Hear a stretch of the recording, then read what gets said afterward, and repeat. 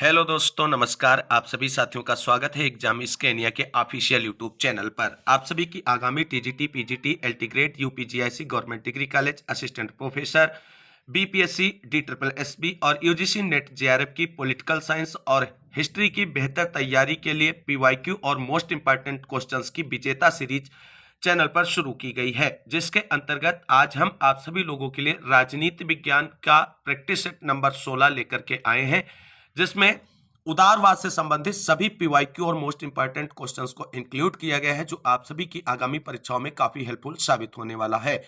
तो आप सभी से निवेदन है कि वीडियो को बिना स्किप किए हुए अंत तक देखें और प्लीज वीडियो को लाइक करें, दोस्तों में शेयर करें। जितने भाई बहन चैनल पर पहली बार विजिट कर रहे हैं और अभी तक चैनल से नहीं जुड़े, तो आगे की तैयारी को फ्री ऑफ कास्ट जारी रखने के लिए चैनल को सब्सक्राइब करके बेल आइकन जरूर दबा लें। तो आइए दोस्तों, पॉलिटिकल साइंस अर्थात राजनीति विज्ञान की विजेता सीरीज के प्रैक्टिस सेट नंबर 16 का पहला प्रश्न देखते हैं। पहला प्रश्न आप सभी के सामने है और प्रश्न है, उदारवाद निश्चित दर्शन कब बना? 17वीं शताब्दी में, 18वीं शताब्दी में, 19वीं शताब्दी में या वर्तमान शताब्दी में? यूपीजीएससी परीक्षा 2009 में पूछा गया प्रश्न है और राइट आंसर इस प्रश्न का होगा ऑप्शन नंबर सी, 19वीं शताब्दी में उदारवाद एक निश्चित दर्शन बना। उदारवाद को निश्चित दर्शन बनाने का श्रेय जे.एस. मिल, एडम स्मिथ एवं हर्बर्ट स्पेंसर को जाता है। उदारवादी विचारक व्यक्तिगत स्वतंत्रता व राज्य की सत्ता को परस्पर विरोधी मानते हैं और अंततः जो है उदारवादी विचारक यह मानते हैं कि सर्वोत्तम राज्य वह है जो न्यूनतम शासन करे। ये स्टेटमेंट परीक्षाओं में कई बार पूछा गया है, तो इसे ध्यान रखना कि सर्वोत्तम राज्य वह है जो न्यूनतम शासन करे किस विचारधारा से संबंधित है? तो उदारवाद से संबंधित है। अगला प्रश्न देखते हैं। अगला प्रश्न यहाँ पर आप सभी के सामने है और प्रश्न है, राज्य की प्रकृति और कार्यों की उदारवादी अवधारणा का सर्वोत्तम प्रतिपादन किसकी रचनाओं में पाया जाता है? John Locke, Karl Marx, Bernard Bosanquet, Norman Angell. UP जैसी प्रतियोगिता परीक्षा 2009 में यह प्रश्न भी पूछा गया है और इस प्रश्न का जो राइट आंसर होगा वो होगा ऑप्शन नंबर ए, जॉन लॉक। जॉन लॉक को उदारवाद का जनक माना जाता है। उदारवाद के विकास में जॉन लॉक की जो भूमिका है उस पर इंगित करते हुए, उस पर प्रकाश डालते हुए एम सेलिगर ने the liberal politics of John Locke में लिखा है कि लॉक ऐसा पहला राजनीतिक दार्शनिक था जिसने आधुनिक उदारवाद को चिंतन की विस्तृत और प्रभावशाली पद्धति के रूप में प्रस्तुत किया। लॉक की two treatises of civil government ऐसी रचना है जिसमें उदारवादी अवधारणा का सर्वोत्तम प्रतिपादन किया गया है। तो यहां से भी प्रश्न आप सभी के लिए बन सकता है कि लॉक ने अपनी किस रचना में उदारवादी अवधारणा का प्रतिपादन किया है? तो two treatises of civil government में जो है उदारवादी विचारधारा की अवधारणा का प्रतिपादन किया गया है लॉक के द्वारा। अगला प्रश्न देखते हैं। अगला प्रश्न यहाँ पर आप सभी के सामने है और प्रश्न है, निम्न में से उदारवाद का जनक किसे माना जाता है? अब बिना टाइम वेस्ट करें यहाँ पर सीधे आसानी से आप ऑप्शन नंबर सी को क्लिक करेंगे और राइट आंसर भी होगा option number C, John Locke. अगला प्रश्न देखते हैं और अगला प्रश्न यहाँ पर आप सभी के सामने है। प्रश्न है, इंग्लिश उदारवाद में समष्टिवादी विद्रोह के प्रणेता थे ग्रीन, ब्रेडले, बोसांके या उपरोक्त सभी? और राइट आंसर यहाँ पर होगा ऑप्शन नंबर डी, इंग्लिश उदारवाद में समष्टिवादी विद्रोह के प्रणेता ग्रीन, ब्रेडले और बोसांके इन सभी को माना जाता है। तो यहां पर यह बात ध्यान रखना कि right answer option number D होगा। अगला प्रश्न देखते हैं। अगला प्रश्न आप सभी के सामने है और प्रश्न है यहां पर, निम्नलिखित में से कौन सा एक सही वक्तव्य है? ऑप्शन ए, कल्याणकारी राज्य का समाजवादी राज्य होना आवश्यक है। ऑप्शन बी, पूंजीवादी राज्य भी एक कल्याणकारी राज्य हो सकता है। ऑप्शन सी, एक समाजवादी राज्य एक उत्तर उदारवादी राज्य हो सकता है। ऑप्शन डी, एक उदारवादी राज्य को उत्पादन के साधनों पर नियंत्रण रखना चाहिए। तो दोस्तों यहाँ पर जो राइट आंसर है वो ऑप्शन नंबर बी बनेगा, एक पूंजीवादी राज्य भी एक कल्याणकारी राज्य हो सकता है। सर्वप्रथम अगर कल्याणकारी राज्य की अवधारणा की बात करें तो ब्रिटेन जैसे पूंजीवादी देश में ही देखने को मिली। 1943 के बेवरेज रिपोर्ट में 5 महाबुराइयों अज्ञानता, अभाव, नशाखोरी, बीमारी और बेरोजगारी से निपटने के लिए राज्य की भूमिका पर बल दिया गया। तो ये बिल्कुल क्लियर है कि पूंजीवादी राज्य भी एक कल्याणकारी राज्य हो सकता है। अगला प्रश्न देखते हैं। अगला प्रश्न यहाँ पर आप सभी के सामने है और प्रश्न है, नव उदारवाद के प्रवर्तक कौन थे? दुर्खीम, नोजिक, रॉल्स या उपयुक्त सभी। गवर्नमेंट डिग्री कॉलेज के प्रवक्ता परीक्षा में पूछा गया प्रश्न है और इंपॉर्टेंट प्रश्न है। और राइट आंसर यहां पर होगा option number B. Robert Nozick जो है वो नव उदारवाद के प्रवर्तकों में से माने जाते हैं। अगला प्रश्न देखते हैं और अगला प्रश्न आप सभी के सामने है। अगला प्रश्न यहाँ पर दोस्तों आप सभी के सामने है, मैच द फॉलोइंग से है और इसमें एक तरफ जो है विचारधाराओं के नाम और दूसरी तरफ उनसे संबंधित स्टेटमेंट को दिया गया है। यहाँ पर आप सभी को मिलाना है और किस तरीके से मिलाएंगे तो परंपरागत उदारवाद क्या मानता है तो आवश्यक बुराई मानता है। क्या मानता है? आवश्यक बुराई, यानी 3 नंबर हो जाएगा पहले के सामने। उदारवादी आदर्शवाद क्या मानता है तो आवश्यक भलाई मानता है, तो 2 नंबर हो जाएगा। और हिगल आदर्शवाद क्या मानता है तो हिगल का आदर्शवाद जो है वो नैतिकता एवं विधिकता की अभिव्यक्ति मानता है। और जो मार्क्सवाद है वो उत्पीड़क संस्था मानता है।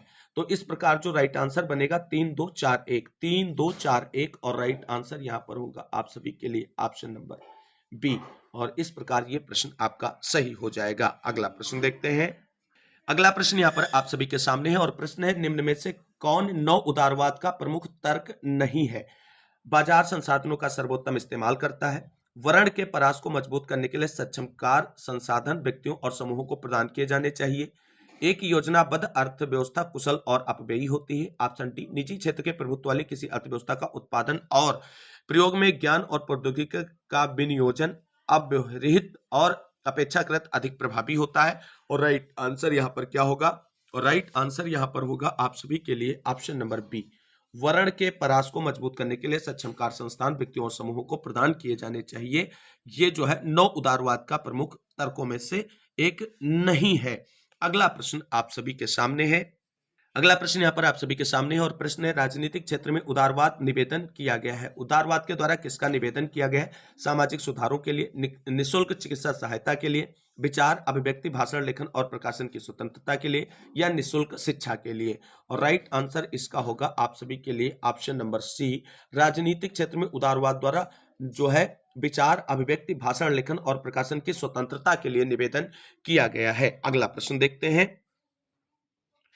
अगला प्रश्न यहाँ पर आप सभी के सामने है और प्रश्न है, निम्नलिखित में से कौन नव उदारवाद से संबंधित है? हायक, फ्रायडमैन, नॉजिक या उपरोक्त सभी। और राइट आंसर यहाँ पर होगा आप सभी लोगों के लिए ऑप्शन नंबर डी, उपयुक्त सभी जो है नव उदारवाद से संबंधित हैं। और इस पे थोड़ी चर्चा कर लेते हैं। तो नव उदारवाद ने राज्य की भूमिका को सीमित करने की सिफारिश की है और राज्य की नकारात्मक भूमिका रात्रि प्रहरी पर बल दिया है। तो नव उदारवाद जो है वो राज्य को रात्रि प्रहरी के रूप में देखना चाहता है। F.A. Hayek, Isaiah Berlin, Milton Friedman, Robert Nozick इस विचार के जो प्रमुख समर्थकों में शामिल किए जाते हैं। अगला प्रश्न देखते हैं। अगला प्रश्न आप सभी के सामने है और प्रश्न है, अनियंत्रित बाजार आधारित पूंजीवाद का परिणाम होना कार्यकुशलता, उत्पादन वृद्धि तथा व्यापक संपन्नता या विश्वास जुड़ा है? नव उदारवाद के साथ, नव अन उदारवाद के साथ, नव मार्क्सवाद के साथ, इनमें से किसी के साथ भी नहीं। और राइट आंसर यहां पर होगा आप सभी के लिए ऑप्शन नंबर ए। यह विचार जो है और विश्वास नव उदारवाद के साथ में जुड़ा हुआ है। नव उदारवादी विचारकों के नाम हमने आपको डिस्कस कर दिए। फिर से एक बार इस पर नजर डालते हैं कि फ्रेडरिक हेयक, मिल्टन ये जो है प्रमुख नव उदारवादी हैं और इनके साथ साथ फ्रीडमैन का भी नाम जुड़ा हुआ है। हेयक की प्रसिद्ध पुस्तक है रोड टू सर्फडम अर्थात दास्ता के पथ पर, जिसमें उन्होंने लिखा है कि निर्देशित अर्थव्यवस्था व्यक्तियों के अव्यक्त ज्ञान का उतना उपयोग नहीं कर सकती जितना बाजार अर्थव्यवस्था कर सकती है। इसके अनुसार आर्थिक नियोजन का रास्ता सर्वाधिकारवाद की ओर ले जाता है। वहीं मिल्टन फ्रीडमैन की एक प्रसिद्ध पुस्तक है जिसका नाम आप सभी को ध्यान रखना है और वो है कैपिटलिज्म एंड फ्रीडम। अगला प्रश्न देखते हैं। यहाँ पर अगला प्रश्न आप सभी के सामने है और प्रश्न है, आर्थिक क्षेत्र में व्यक्तिवाद का महान समर्थक कौन है? अब यहाँ पर दोस्तों आर्थिक क्षेत्र में पूछा गया है और इसका जो राइट आंसर बनेगा वो ऑप्शन नंबर डी बनेगा, एडम स्मिथ। हर्बर्ट स्पेंसर को यहाँ पर आप नहीं कर सकते हैं। अब एडम स्मिथ के बारे में जानते हैं। तो एडम स्मिथ को अर्थशास्त्र का जनक कहा जाता है और इनकी एक प्रसिद्ध पुस्तक है वेल्थ ऑफ नेशंस, जो 1776 ईस्वी में प्रकाशित हुई थी। इतनी बातें ध्यान रखनी है। और अगला प्रश्न देखते हैं। अगला प्रश्न यहाँ पर दोस्तों आप सभी के सामने है और प्रश्न है, किसने कहा था कि राज्य को आर्थिक मामलों में हस्तक्षेप नहीं करना चाहिए? प्लेटो, मार्क्स, एडम स्मिथ या लॉक। और राइट आंसर क्या होगा इस प्रश्न का? राइट आंसर होगा option number C. Adam Smith ने कहा है कि राज्य को आर्थिक मामलों में हस्तक्षेप नहीं करना चाहिए। एडम स्मिथ आगे कहते हैं कि सच्ची स्वतंत्रता वाणिज्य से ही संभव है। ये स्टेटमेंट आपको ध्यान रखना है। अगला प्रश्न यहां पर देखते हैं और अगला प्रश्न आप सभी के सामने है। प्रश्न है, निम्नलिखित में से कौन विकास के परंपरागत दृष्टिकोण से संबंधित नहीं है? ये इस पॉइंट को ध्यान रखना। लिस्ट, फेडरिक लिस्ट, स्मिथ, रिकार्डो और माल्थस। और राइट आंसर यहां पर होगा आप सभी के लिए option number A. Friedrich List जो है वो परंपरागत दृष्टिकोण से जुड़े हुए नहीं है और ये एक जर्मन के प्रसिद्ध अर्थशास्त्री हैं। ये आपको ध्यान रखना है। अगला प्रश्न यहां पर आप सभी के सामने है। प्रश्न है, संपत्ति के अधिकार की मांग किसने की है? मार्क्सवाद, उदारवाद, समाजवाद या गांधीवाद?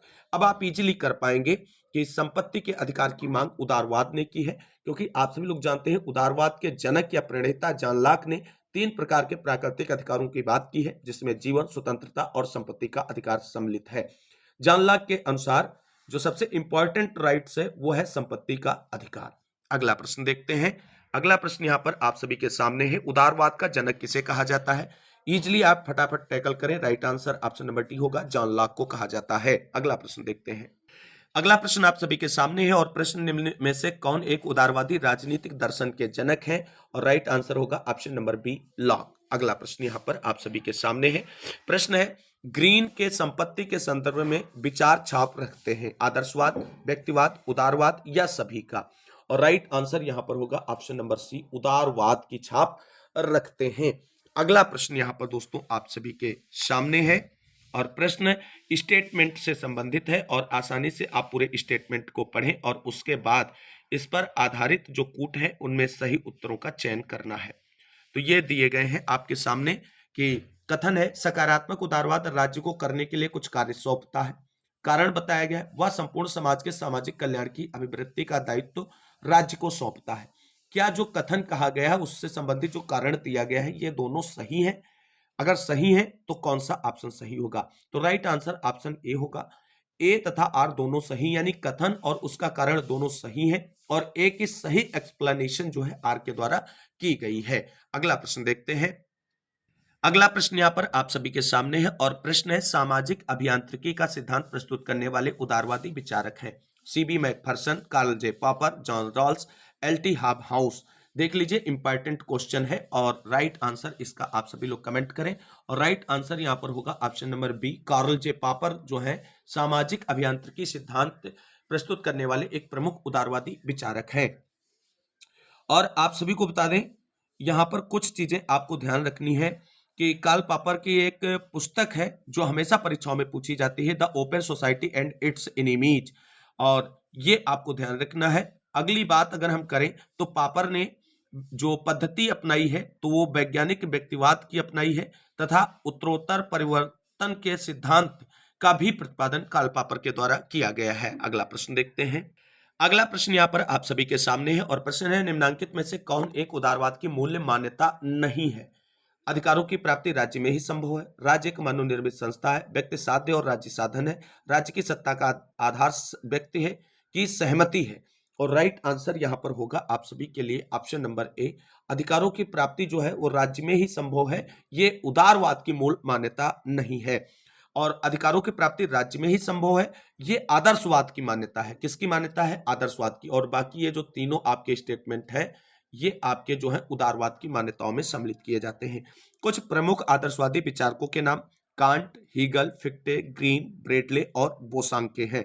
और ये सभी आदर्शवादी विचारक जो हैं वो राज्य को सर्वोच्च संस्था मानते हैं और मनुष्य के लिए स्वाभाविक और आवश्यक भी राज्य को मानते हैं। अगला प्रश्न देखते हैं। अगला प्रश्न यहां पर आप सभी के सामने है और प्रश्न है, एक राजनीतिक सिद्धांत के रूप में उदारवाद दो पृथक तत्वों का मिश्रण है, इनमें से एक लोकतंत्र है और दूसरा व्यक्तिवाद। यह कथन किसका है? Option A McGovern, option B Luther, option C Laski, option D Denning. और बहुत ही अच्छा प्रश्न है और राइट आंसर होगा आपके लिए ऑप्शन नंबर ए, मैकवर्न ने उदारवाद को दो पृथक तत्वों लोकतंत्र और व्यक्तिवाद का मिश्रण कहा है। अब यहां पर प्रश्न एक ऐसे पूछा जा सकता है कि उदारवाद किन दो तत्वों का मिश्रण है? तो ध्यान रखना, उदारवाद लोकतंत्र और व्यक्तिवाद का जो है वो मिश्रण है। और ये कहा किसने है? ए मैकवर्न ने कहा है, ये भी ध्यान रखना है। एक मैकवर्न ने आगे कहा है, एक राजनीतिक सिद्धांत के रूप में उदारवाद दो पृथक तत्वों का मिश्रण है, इनमें एक लोकतंत्र और दूसरा व्यक्तिवाद है। और ये स्टेटमेंट कई बार परीक्षाओं में पूछा गया है। ध्यान रखना, अगला प्रश्न आप सभी के सामने आ गया है और प्रश्न यहां पर है, राज्य के बारे में यांत्रिक दृष्टिकोण उत्तरदायी है आदर्शवाद के विकास के लिए, उदारवाद के विकास के लिए, मार्क्सवाद के विकास के लिए, समाजवाद के विकास के लिए। और राइट आंसर इसका होगा ऑप्शन नंबर बी, उदारवाद के विकास के लिए उत्तरदायी है राज्य का यांत्रिक दृष्टिकोण। अगला प्रश्न यहां पर आप सभी के सामने है। प्रश्न आ गया और प्रश्न कह रहा है कि निम्नलिखित में से किसका उदारवाद से मेल नहीं है? बुर्जुआ राज, प्रतिनिधि सरकार, लोक कल्याणकारी राज या सीमित सरकार। तो आप सभी लोग जानते हैं कि बुर्जुआ राज्य जो है वो मार्क्सवाद की धारणा में आता है और उदारवाद से इसका कोई भी किसी भी प्रकार से कोई मेल नहीं है। अगला प्रश्न देखते हैं। अगला प्रश्न आप सभी के सामने है और प्रश्न है, कौन सिद्धांत राज्य के रात्रि के पहरेदार की भूमिका का ही समर्थन करता है? अभी इसी वीडियो में हमने इस चीज को क्लेरिफाई किया है। आप सभी लोग फटाफट कमेंट करें और राइट आंसर हो जाएगा आप सभी के लिए ऑप्शन नंबर बी, उदारवादी सिद्धांत। आप सभी लोगों ने देखा था कि उदारवादी सिद्धांत राज्य के यांत्रिक सिद्धांत का जो है वो समर्थन करता है और इस दृष्टिकोण के अनुसार राज्य एक आवश्यक बुराई है। यहां पर एक चीज ध्यान रखना कि जो जॉन लॉक है उन्हें उदारवाद का जनक माना जाता है। और अभी हमने किस प्रश्न में आपको बताया था कि रात्रि के पहरेदार की भूमिका के रूप में राज्य का जो है अस्तित्व स्वीकार करते हैं उदारवादी विचारक, वो उदारवाद का कौन सा रूप था उसके बारे में आपको बताना है। अगला प्रश्न देखते हैं। अगला प्रश्न यहां पर दोस्तों आप सभी के सामने है और प्रश्न है, उदारवाद का मौलिक सिद्धांत है। तो उदारवाद के मौलिक सिद्धांत के बारे में बात करना है। तो व्यक्तिगत स्वतंत्रता, सामाजिक न्याय, समानता या राष्ट्रवाद। और राइट आंसर होगा ऑप्शन नंबर ए, व्यक्तिगत स्वतंत्रता जो है उदारवाद का मौलिक सिद्धांत है। 2 बार टीजीटी और पीजीटी परीक्षाओं में पूछा गया प्रश्न है। अगला प्रश्न देखते हैं। अगला प्रश्न यहाँ पर दोस्तों आप सभी के सामने है और प्रश्न है, मानव विवेक में आस्था निम्न में से किस विचारधारा में है? समाजवाद, उदारवाद, वैज्ञानिक समाजवाद या फांसीवाद। टीजीटी परीक्षा में पूछा गया प्रश्न है और राइट आंसर आप कर पाएंगे ऑप्शन नंबर बी, उदारवाद में। अगला प्रश्न है, उदारवाद का मूल तत्व क्या है? अभी आपने ये क्वेश्चन देखा है और राइट आंसर फटाफट कमेंट करें और राइट आंसर होगा ऑप्शन नंबर ये, व्यक्तिगत स्वतंत्रता जो है उदारवाद का मूल तत्व है। अगला प्रश्न यहां पर आप सभी के सामने है और प्रश्न है, निम्नांकित में से कौन उदारवाद का तत्व नहीं है? इस बार पूछा गया उदारवाद का तत्व नहीं है। समाज का समाजवादी ढांचा, स्वतंत्रता, मुक्त व्यापार, स्वतंत्र बाजार, अर्थव्यवस्था। तो इजीली आप टेकल कर पाएंगे, समाज का समाजवादी ढांचा जो है उदारवाद का तत्व नहीं है, क्योंकि उदारवाद जो है वो व्यक्तिवाद पर फोकस करता है और इसलिए यहां पर राइट आंसर ऑप्शन नंबर ए हो जाएगा। अगला प्रश्न यहां पर आप सभी के सामने है और प्रश्न है, निम्नलिखित में से कौन सा राज्य का उदारवादी सिद्धांत है? उपयोगितावाद, व्यवसायिक समूहवाद, श्रेणी समाजवाद या फांसीवाद। और राइट आंसर यहां पर होगा ऑप्शन नंबर ए, उपयोगितावाद राज्य का उदारवादी सिद्धांत है और इस विचारधारा के प्रमुख समर्थक बेंथम और जॉन स्टुअर्ट मिल है। राज्य के नकारात्मक कार्यों को जो है ढंग से अभिव्यक्त किया गया है, तो इन्हीं दो विचारकों के द्वारा व्यक्त किया गया है। अगला प्रश्न देखते हैं। अगला प्रश्न आप सभी के सामने कथन और कारण से है। कथन कहा गया है कि सकारात्मक उदारवाद राज्य को कुछ कार्य सौंपता है। कारण है वह संपूर्ण समाज का सामाजिक कल्याण राज्य को सौंपता है। अब option A, B, C, D में से कौन सा राइट आंसर होगा? आप सभी लोग कमेंट करें। तो यहां पर राइट आंसर आपका होगा ऑप्शन नंबर बी, ए तथा आर दोनों सही हैं तथा आर ए की सही व्याख्या भी है। आंखें मूंदकर अगर ऑप्शन ए कर देते तो यहां पर देख लो इसमें सही व्याख्या नहीं कहा गया है। तो इस तरीके से सावधानी से प्रश्नों को टैकल करना है जिससे चीजें जो है गलत ना हो एग्जाम हॉल के अंदर। सकारात्मक उदारवाद को विकसित करने का श्रेय टी.एच. ग्रीन एवं बर्नार्ड बोसांके को जाता है। उदारवाद की दो धारणाएं विकसित हुई, एक नकारात्मक उदारवाद और दूसरा सकारात्मक उदारवाद। सकारात्मक उदारवाद जो है वो राज्य को कुछ कार्य सौंपता है, राज्य को कुछ कार्य करने की बात करता है और इस प्रकार जो सकारात्मक उदारवाद का विकास हुआ है उसके पीछे टी.एच. ग्रीन और बर्नार्ड बोसांके का महत्वपूर्ण योगदान जो है वो देखने को मिलता है। अगला प्रश्न यहां पर आप सभी के सामने है और प्रश्न है, सकारात्मक उदारवाद निकटस्थ है? किसके निकट है? लोकतांत्रिक समाजवाद के, राष्ट्रीय समाजवाद के, श्रेणी समाजवाद के या संशोधनवादी समाजवाद के। और राइट आंसर यहां पर क्या होगा? और राइट आंसर होगा ऑप्शन नंबर ए, लोकतांत्रिक समाजवाद के निकट है। अगला प्रश्न यहां पर देखते हैं और प्रश्न है, व्यक्ति के स्वहित की सर्वोत्तम रक्षा होती है किसमें? अराजकतावाद में, गांधीवाद में, मार्क्सवाद में या उदारवाद में? और राइट आंसर यहां पर होगा ऑप्शन नंबर डी, उदारवाद में व्यक्ति के स्वहित की सर्वोत्तम रक्षा होती है। अगला प्रश्न देखते हैं। अगला प्रश्न यहां पर आप सभी के सामने है और प्रश्न है, उदारवाद किसका हित चाहता है? अभिजात वर्ग का, धनवानों का, निर्धनों का या सबका? अब यहां पे आप राइट आंसर कमेंट करें और राइट आंसर होगा ऑप्शन नंबर बी, धनवानों का हित चाहता है उदारवाद। अगला प्रश्न आप सभी के सामने है। प्रश्न है यहां पर, निम्नलिखित में से कौन सा सही सुमेलित है? उदारवाद मिश्रण है लोकतंत्र व व्यक्तिवाद का, उदारवाद मिश्रण है साम्यवाद व व्यक्तिवाद का, उदारवाद मिश्रण है समाजवाद व बहुलवाद का, ऑप्शन डी उदारवाद मिश्रण है व्यक्तिवाद व मार्क्सवाद का। और राइट आंसर यहां पर होगा आप सभी के लिए ऑप्शन नंबर ए, उदारवाद जो है वो लोकतंत्र और व्यक्तिवाद का मिश्रण है।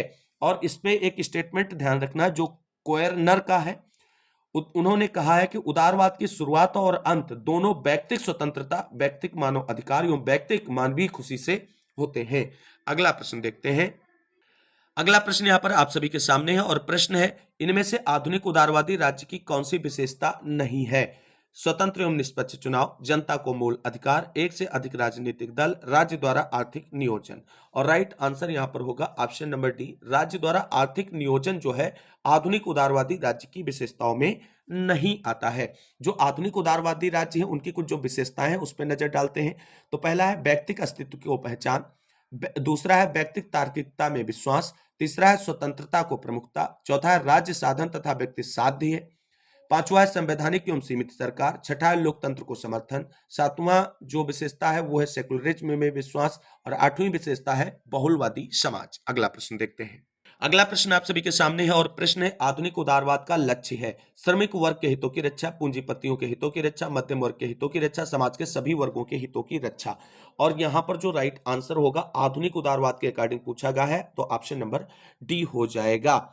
और ये बिल्कुल क्लियर समझना है कि आधुनिक उदारवाद जो है उसे हम सकारात्मक उदारवाद कह सकते हैं और आधुनिक उदारवाद राज्य के हस्तक्षेप सिद्धांत का खंडन करते हुए नागरिकों के कल्याण के लिए राज्य की सकारात्मक भूमिका के महत्व पर प्रकाश डालता है।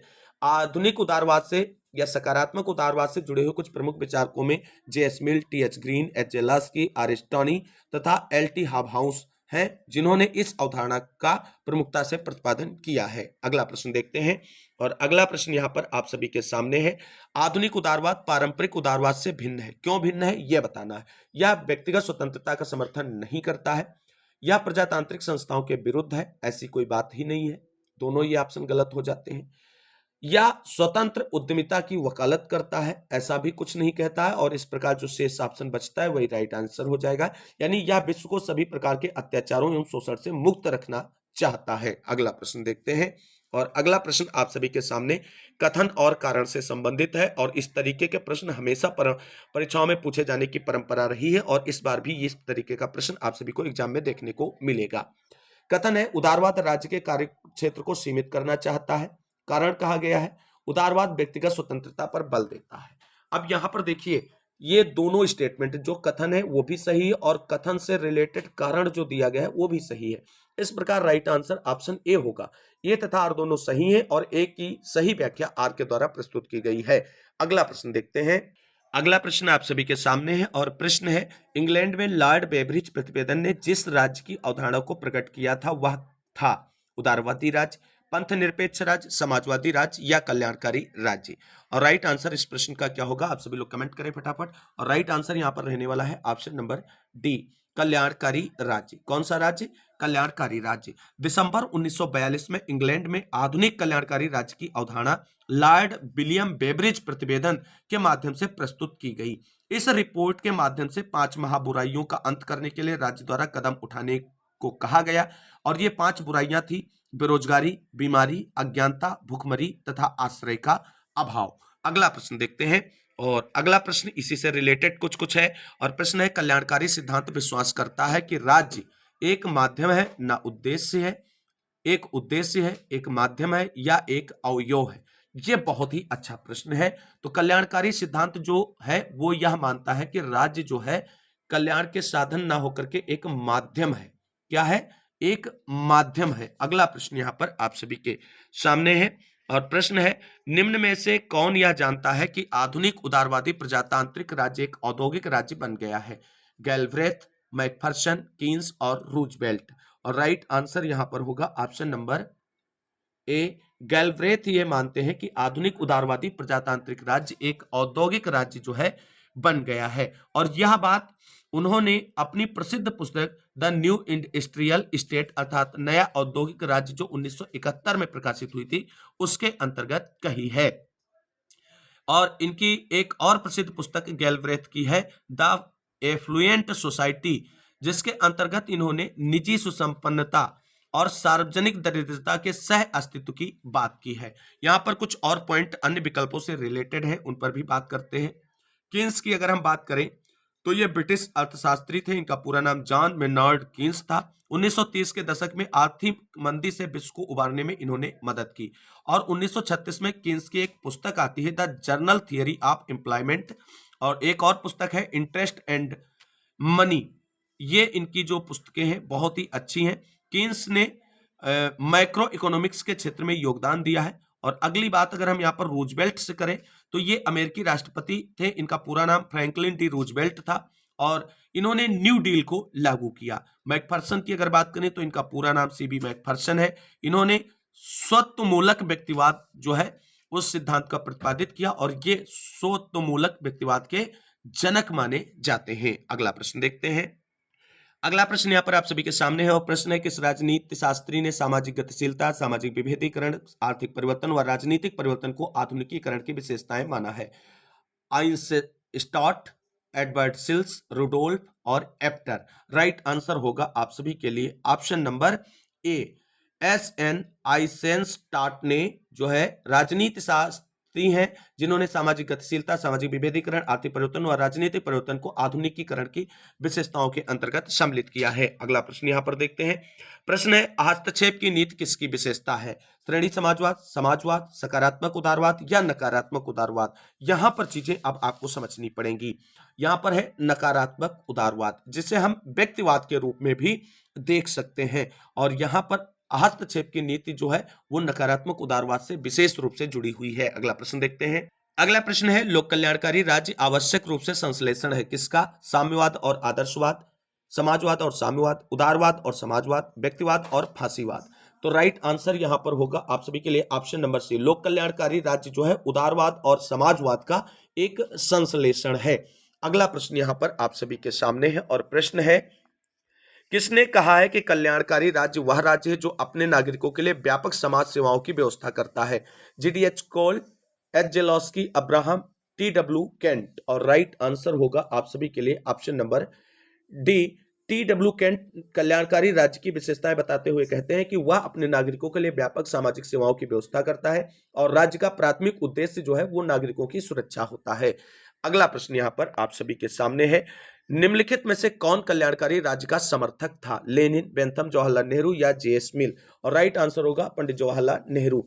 भारतीय जो प्रधानमंत्री थे ये कल्याणकारी राज्य के प्रबल समर्थकों में से एक माने जाते हैं। अगला प्रश्न आप सभी के सामने है। प्रश्न है, किसने कहा है कि कल्याणकारी राज्य एक और साम्यवाद और दूसरी ओर अनियंत्रित व्यक्तिवाद के मध्य एक समझौता है? लॉक, हाफमैन, कांट और रूसो। किसने ये बात कही है? तो राइट आंसर यहां पर होगा ऑप्शन नंबर बी, हाफमैन ये बात कहते हैं। अब यहां पर दोस्तों कुछ चीजें हम आपको एक्सप्लेन करते हैं लोक कल्याणकारी राज्य से जुड़ी हुई। तो टी.डब्ल्यू. केंट लोक कल्याणकारी राज्य के बारे में कहते हैं कि लोक हितकारी राज्य वह राज्य जो अपने नागरिकों के लिए व्यापक समाज सेवाओं की व्यवस्था करता है। दूसरी बात, अगर अब्राहम के अनुसार हम बात करें तो कल्याणकारी राज्य वह है जो अपनी आर्थिक व्यवस्था का संचालन आय के अधिकाधिक समान वितरण के उद्देश्य से करता है। वहीं हाफमैन ने जो इसे परिभाषित करते हुए लिखा है कल्याणकारी राज्य को, कि कल्याणकारी राज्य दो अतिथियों में एक समझौता है जिसमें एक तरफ साम्यवाद है तो दूसरी तरफ अनियंत्रित व्यक्तिवाद है। यह पॉइंट आपको ध्यान रखने हैं, यहां से हमेशा परीक्षाओं में प्रश्न बने हैं। अगला प्रश्न आप सभी के सामने, कल्याणकारी राज्य वस्तुतः मिश्रण है, किसका मिश्रण है ये आपको बताना है। तो कल्याणकारी राज्य जो है वो उदारवाद और समाजवाद का मिश्रण है, ये बात आपको ध्यान रखनी है। अगला प्रश्न आप सभी के सामने आ रहा है, और प्रश्न है कल्याणकारी राज्य वस्तुतः मिश्रण किसका है। फिर से एक बार रिपीटेड क्वेश्चन है और यहां पर भी आ जाएगा उदारवाद और समाजवाद का मिश्रण है। अगला प्रश्न सेम इसी तरीके का प्रश्न है, क्वेश्चन के नेचर को बदला गया है। लोक कल्याणकारी राज्य अनिवार्यतः एक संश्लेषण है, किसका संश्लेषण है। 4 ऑप्शन आप सभी के सामने है और राइट आंसर होगा ऑप्शन नंबर ए, उदारवाद और समाजवाद का एक संश्लेषण है। अगला प्रश्न देखते हैं। अगला प्रश्न यहां पर आप सभी के सामने है और प्रश्न है लोक कल्याणकारी राज्य वह है जो अपने नागरिकों के लिए सामाजिक सेवाएं प्रदान करता है, यह कथन किसका है। और यहां पर जो है राइट आंसर क्या होगा, तो थोड़ा समझिए यहां पर जो है राइट आंसर जो है इनमें से कोई नहीं होगा, यानी ये चारों ऑप्शन यहां पर जो है इसमें से कोई भी एक सही नहीं हुई है। क्यों नहीं सही है, क्योंकि आप सभी को बता दें ये जो परिभाषा दी गई है ये टी.डब्ल्यू. केंट के अकॉर्डिंग दी गई है। उन्होंने कहा है कि कल्याणकारी राज्य वह है जो अपने नागरिकों के लिए दूरगामी सामाजिक सेवाओं की व्यवस्था करता है। इस तरीके से उन्होंने ये स्टेटमेंट दिया है और यही आपने अभी हाफ मैन की परिभाषा को भी देखा था। और अगर यहां पर जो है कांट के स्थान पर काट दिया जाए, कांट के स्थान पर जो है हम लोग केंट कर दें तो राइट आंसर ऑप्शन डी हो जाएगा। फिलहाल इनमें से कोई ऑप्शन नहीं सही है, राइट आंसर होगा टी.डब्ल्यू. केंट। अगला प्रश्न देखते हैं। अगला प्रश्न यहां पर आप सभी के सामने है और प्रश्न बहुत ही अच्छा है और आज के वीडियो का ये अंतिम प्रश्न होने वाला है दोस्तों। प्रश्न है फ्रांसिस फुकुयामा के अनुसार पश्चिमी उदारवाद की निर्णायक विजय हो गई, आतंकवाद की निर्णायक विजय हो गई, तो ये तो हो ही नहीं सकता है। तीसरा है उदारवाद प्रति आतंकवाद में परिवर्तित हो जाएगा, ये भी गलत है। उपयुक्त में से कोई नहीं, ये हो ही नहीं सकता और राइट आंसर यहां पर ऑप्शन नंबर ये बनेगा। दोस्तों यहां पर थोड़ी चीजें समझने का प्रयास करते हैं। तो फ्रांसिस फुकुयामा ने अपनी पुस्तक the end of history and the last man में यह विचार प्रतिपादित किया है कि पश्चिमी उदारवाद की निर्णायक विजय हो गई। तो दोस्तों कुल मिलाकर के उदारवाद विचारधारा से संबंधित सारे मोस्ट इंपॉर्टेंट और पीवाईक्यू क्वेश्चंस को इस प्रैक्टिस सेट में इंक्लूड किया गया था, जो आप सभी की आगामी परीक्षाओं की दृष्टि से बहुत ही हेल्पफुल रहने वाले हैं। उम्मीद करते हैं आप सभी को वीडियो अच्छा लगा होगा। अगर वीडियो अच्छा लगा है तो प्लीज वीडियो को लाइक करें, दोस्तों में शेयर करें। अगले प्रैक्टिस सेट में हम अराजकतावाद से संबंधित सभी पीवाईक्यू और मोस्ट इंपॉर्टेंट क्वेश्चंस को लेकर के आएंगे। तो आप सभी से निवेदन है कि चैनल से जो भाई बहन नहीं जुड़े हैं चैनल से जुड़ जाए, सारे पीवाईक्यू कंप्लीट कराए जाएंगे। इसके बाद मोस्ट इंपॉर्टेंट क्वेश्चंस के लगभग 3000 प्रश्नों का प्रैक्टिस सीरीज भी आप सभी को अवेलेबल करवाया जाएगा। तो इस वीडियो को अंत तक देखने वाले सभी भाई बहनों को तहे दिल से शुक्रिया, बहुत बहुत धन्यवाद। मिलते हैं अगली वीडियो में, तब तक के लिए सभी साथियों को जय हिंद, जय भारत, वंदे मातरम।